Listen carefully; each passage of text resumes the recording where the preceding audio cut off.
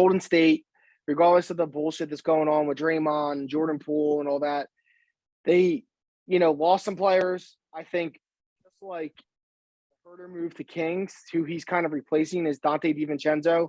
I think he's kind of been forgotten about since he came into the NBA. And just as he was about to find his footing with the Bucks, he got injured.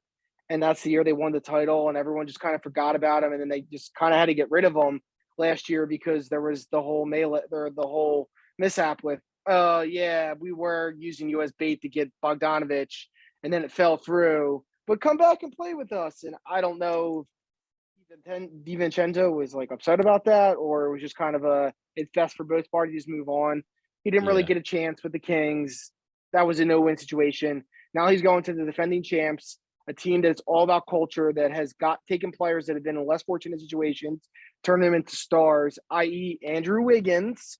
How long were we waiting for him to turn into what he did last year? So DiVincenzo doesn't have that much bad mileage or scar tissue.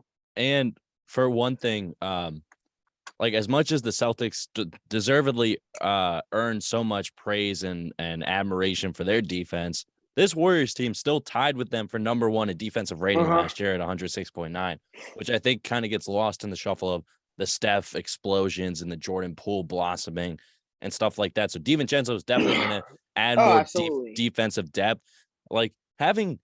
If I'm a team such as like the Rockets, who are trying to develop like a big three with bigger, kind of lankier guys, and two of those three guys got to go up against DiVincenzo and Wiggins. Not saying it's going to be an easy matchup for them, for the Rockets, but it's going to be tough sledding that night. It's going to be a tough night for them.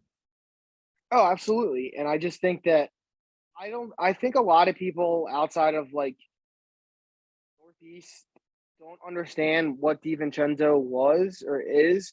Like, they just saw him as just like white boy that, played on the same team as Bridges and Brunson and had a good Final Four weekend, but they don't really understand that his freshman year, he kind of sat a little bit. Sophomore year, he got inserted after that team lost some players, such as Josh Hart and other ones. And then by his junior year, he was a full-blown star, but he just got overshadowed by Brunson and Bridges. That's not to say, like, obviously Brunson and Bridges are great. Like, I look at them; they both just got the max contracts. But people don't understand, like, that Donte DiVincenzo was probably the best athlete on that team. That's just like not hyperbole. Everybody that has ever covered him from his days at like Salinas or whatever it is down in Delaware, that school he went to or whatever. I had a buddy who taught there for a year, and it was his senior year, and he's like, he raved about it. He's like, how he would watch this kid in practice, and it's like, there's just like redhead Guido kid, and he's so good. Like, you guys don't even understand. Like, he's throwing down dunks like he's Vince Carter, the whole 9 yards. Salacianum. That's it. Yeah, I knew it was something like that. So everyone in this tri-state area has kind of known what he brings to the table. And I think on the Warriors now, he's going to take over that Gary Payton role, maybe to a greater effect. And I think the league is finally going to understand what everyone at Villanova and everyone when he was coming into the league, why they were all about him. And I think while missing Gary Payton is going to hurt them, I think he'll fill that role greatly. They'll get over the whole Draymond mishap.